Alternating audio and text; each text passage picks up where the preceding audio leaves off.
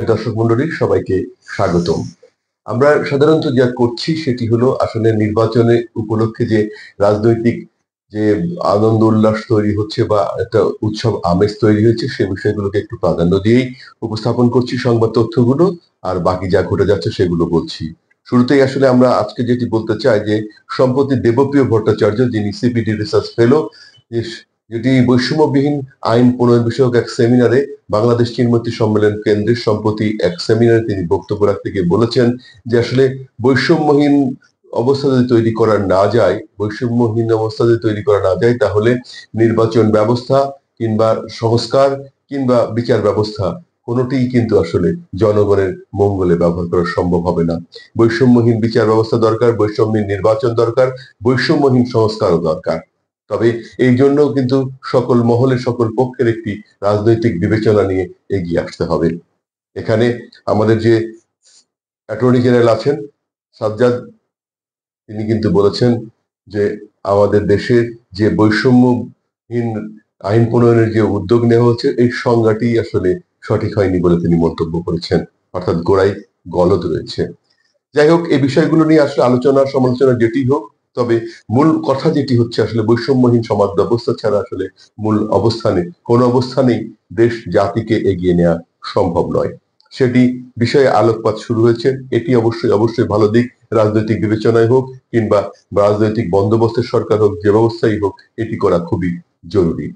ওদিকে যে বিষয়টি জানিয়ে রাখা দরকার, বিএনপির মহাসচিব ফখরুল ইসলাম আলমগীর তিনি বলেছেন যে আসলে যে সংকটের কথা বলা হচ্ছে সে পুরোটাই নাটক। জনগণ চায় ভোট দিতে, ভোটের সংস্কৃতির জায়গা পৌঁছে গেছে বাংলাদেশ, সেই উৎসব আমেজের মধ্যে রয়েছে, কিন্তু সরকার এবং কয়েকটি রাজনৈতিক দল একটি নাটক মঞ্চস্থ করছে, যার কারণে এখন সংকট সংকট খেলার মধ্যে, নাটকের মধ্যে, অভিনয়ের মধ্যে পড়েছে দেশ। ওদিকে ফখরুল ইসলাম আলমগীরের সাথে সুর মিলিয়ে আমির খসরু মাহমুদ চৌধুরী, বিএনপির যে নেতা রয়েছেন, তিনি কিন্তু বলেছেন যে বর্তমান সংবিধানে গণভোট করার কোনো সুযোগ নেই। সংবিধানে এমন কোনো বিধান নেই যে বিধানের আলোকে আসলে গণভোট করা যায়। তাহলে তাহলে কোন আলোকে, কোন আঙ্গিকে, কোন বিষয় নিয়ে আসলে এই জুলাই সনদের যে গণভোটের দাবি উপস্থাপন করা হচ্ছে সেটি আয়োজন করা হবে, সেটি নিয়ে কিন্তু এখন প্রশ্নের জায়গা তৈরি হয়েছে। যদিও এখনো পর্যন্ত এই বিষয়ে সঠিক কোনো দিক নির্দেশনা আসেনি। ওদিকে নিষিদ্ধ ঘোষিত আওয়ামী লীগ 13ই নভেম্বর তারা যে লকডাউন রেখেছে সেটির বিষয়ে কিন্তু কোনো শঙ্কা নেই বলে মন্তব্য করেছেন স্বরাষ্ট্র উপদেষ্টা লেফটেন্যান্ট জেনারেল জাহাঙ্গীর আলম চৌধুরী।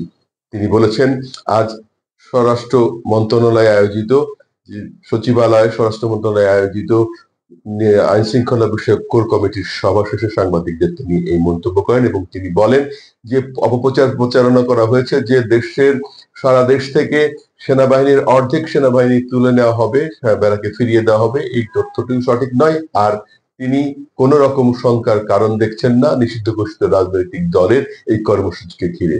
তাই জনগণকে কোন রকম শঙ্কিত হবার কারণ আছে বলে তিনি মনে করছেন না।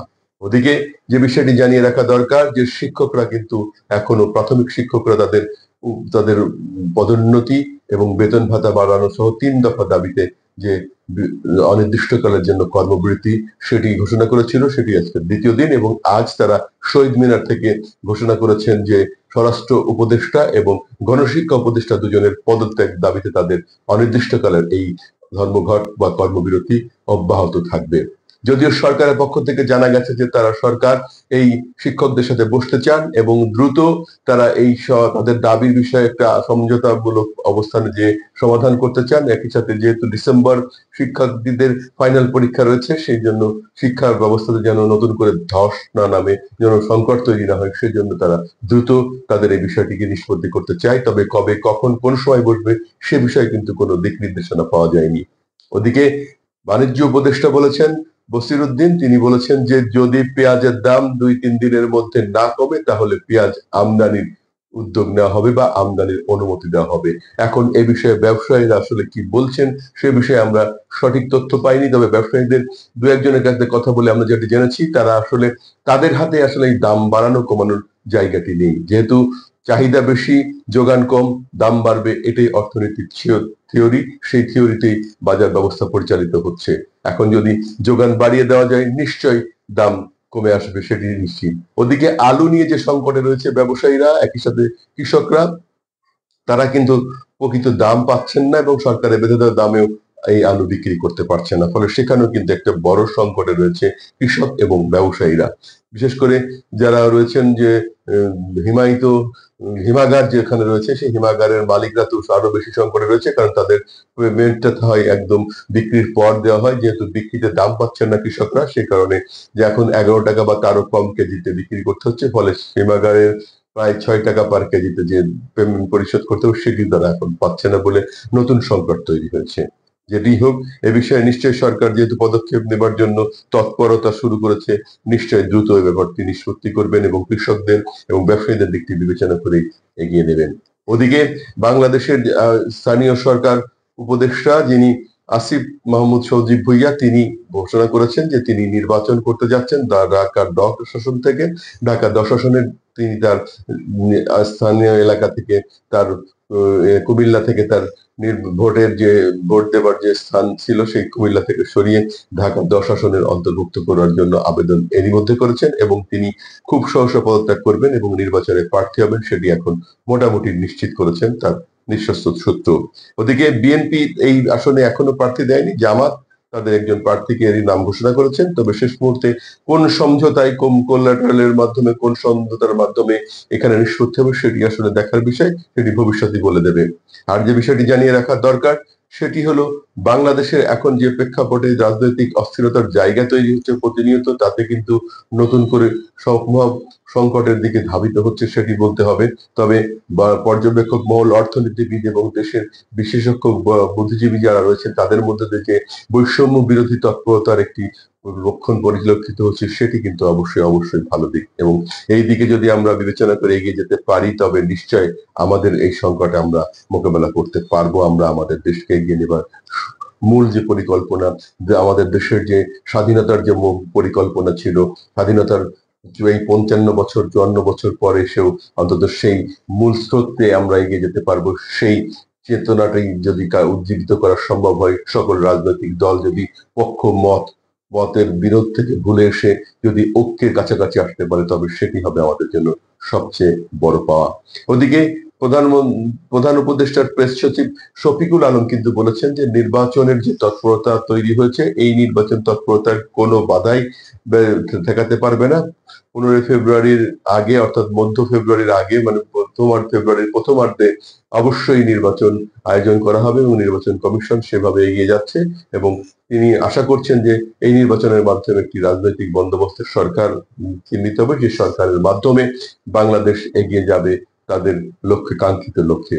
ওদিকে পে কমিশনের যে প্রস্তাব এসেছে সেই পে কমিশনের বিষয়ে আমাদের অর্থ উপদেষ্টা বলেছেন যে এই পে কমিশন আগামী সরকার বাস্তবায়ন করবে, এটি আসলে অন্তর্বর্তীকালীন সরকারের পক্ষে বাস্তবায়ন করা আদৌ সম্ভব নয়। আর সেই সময়ও এখন নেই, কারণ এই পে কমিশন নিয়ে আবারও পুনর্মূল্যায়নের ব্যাপার থাকবে, রিভিউ হতে হবে। এইসব বিষয়গুলো নিয়ে যে সময় যে প্রয়োজন সে সময় আসলে অন্তর্বর্তীকালীন সরকারের হাতে নেই।